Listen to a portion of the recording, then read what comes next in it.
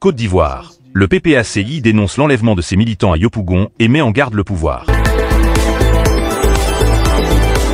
Le Parti des peuples africains, Côte d'Ivoire, a tenu une conférence de presse, le dimanche 3 août 2025, au siège du parti à Cocody-Riviera, en réaction à l'enlèvement de plusieurs de ses cadres et militants dans la nuit du 2 au 3 août. Le président exécutif du PPACI, le professeur Sébastien Dano-Djedje, a dénoncé ces actes qu'il qualifie de pratiques anticonstitutionnelles. Ces enlèvements interviennent après la communication du procureur de la République relative aux violences survenues la nuit du 1er août 2025 à Yopougon, qui ont vu l'incendie d'un bus de la Sotra et l'attaque d'un véhicule de police. Le PPACI a d'abord fermement condamné ces violences et exprimé sa compassion aux victimes avant de s'indigner de la tournure des événements. Selon le parti, 7 de ses membres, dont la députée suppléante de Yopougon, Pascal Zaoli, ainsi que Kadoni Gbré, Josué Kwame, Kwasi Brou, Eric Kogo, Fofana Souleymane et Zohanza, auraient été enlevés et conduits vers des lieux inconnus. Le professeur Dano-Djedje a rappelé que la présomption d'innocence est un droit sacré et que les libertés d'expression, d'association, de réunion pacifique et de circulation ne sauraient être criminalisées. Il a exigé que les autorités respectent les procédures judiciaires, notamment en notifiant les motifs d'arrestation et en garantissant l'accès des personnes concernées à un avocat. Si les services de sécurité disposent d'éléments à reprocher à nos camarades, ils doivent les convoquer dans le strict respect de la loi et non les enlever dans l'ombre de la nuit, a-t-il déclaré. Le PPACI a qualifié ces arrestations des « arbitraires » et les a dénoncées comme une instrumentalisation de la justice et de la force publique à des fins politiques, notamment à l'approche de l'élection présidentielle d'octobre 2025. Le parti a exprimé sa solidarité totale aux victimes et a réclamé leur libération immédiate. Pour conclure, le PPACI a alerté sur la montée inquiétante des violations des libertés constitutionnelles et a menacé de saisir les organisations de défense des droits de l'homme. Il a également rappelé que la Côte d'Ivoire avait ratifié le statut de Rome, reconnaissant ainsi la compétence de la Cour pénale internationale pour les crimes commis sur son territoire. Chers amis journalistes, hommes de presse et femmes de presse et des médias, je voulais vous traduire la reconnaissance du PPACI.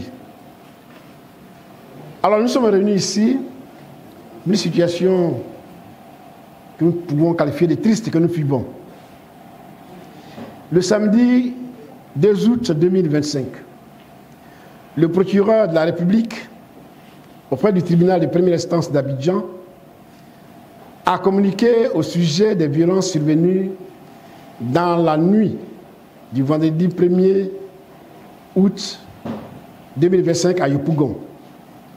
Il a rapporté qu'une bande armée de machettes, de gourdins, d'armes de feu et de cocktails incendiaires, masqués par des cagoules, a incendié un bus de la Sotra et attaqué un véhicule de la police nationale, molestant ses occupants.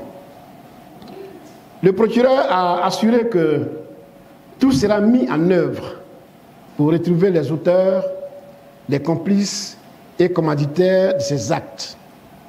Voilà ce qu'a dit le procureur.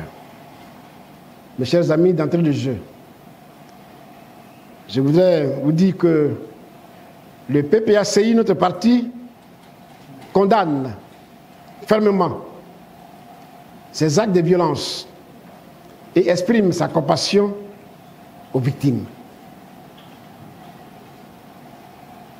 Mesdames et messieurs, alors que l'opinion publique nationale et internationale s'attendait à ce que monsieur le procureur de la République respecte les procédures prévues par le Code de procédure pénale de notre pays, la réalité observée dès le matin du 3 août est autre.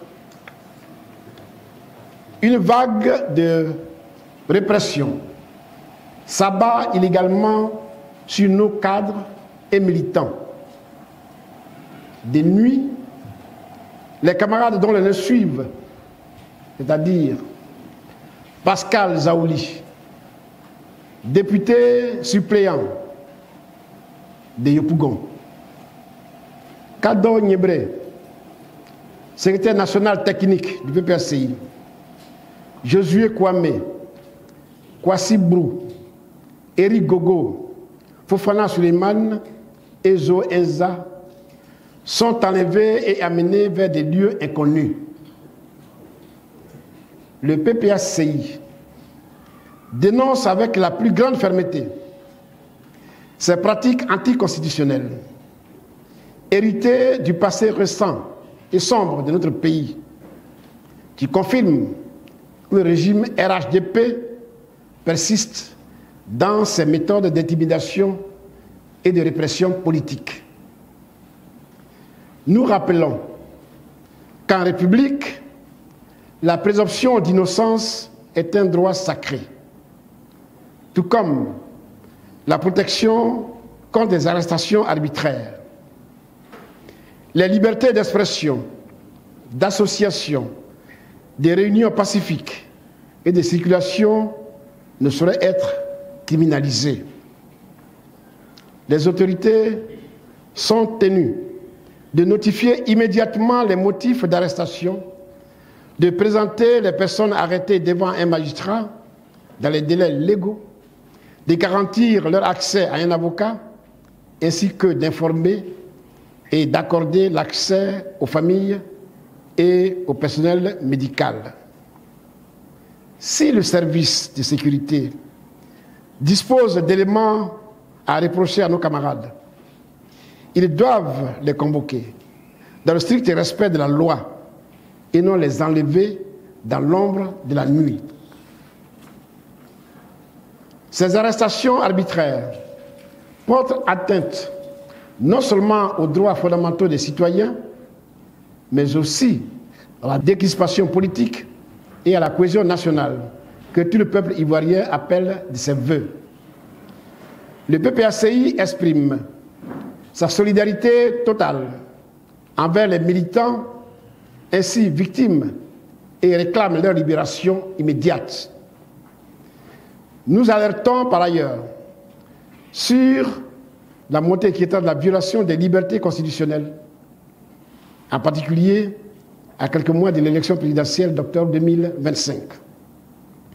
Nous mettons en garde contre toute instrumentalisation de la justice et de la force publique à des fins politiques.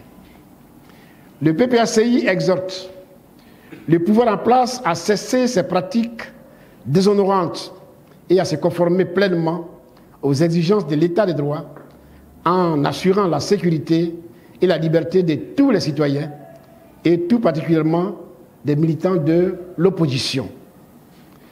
Nous suivons cette affaire avec la plus grande vigilance et nous nous réservons, conformément à la loi, le droit d'agir pour faire obstacle à l'installation d'une dictature rampante. Le PPACI rappelle que la Côte d'Ivoire a reconnu la compétence de la CPI pour les crimes commis après le 1er juillet 2002 en ratifiant les statuts de Rome dès 2013. Le PPACI donc se donne le droit de dénoncer ces cas d'arrestation arbitraire, d'enlèvement clandestin, de mauvais traitements et de persécutions à caractère politique. De même que nous nous préservons dès maintenant le droit de saisir des organisations des droits de l'homme. À nos militants, sympathisants et à tous les Ivoiriens attachés à la paix et à la souveraineté, nous disons, ne vous laissez ni intimider, ni détourner par ces actes désespérés du régime RHDP. Leur fébrilité traduit leur peur face à notre détermination collective à empêcher un 4e mandat anticonstitutionnel. Nous restons mobilisés, pacifiques, disciplinés et nombreux. Nous défendrons la liberté par des moyens pacifiques et opposerons la force du droit aux dérives de la force.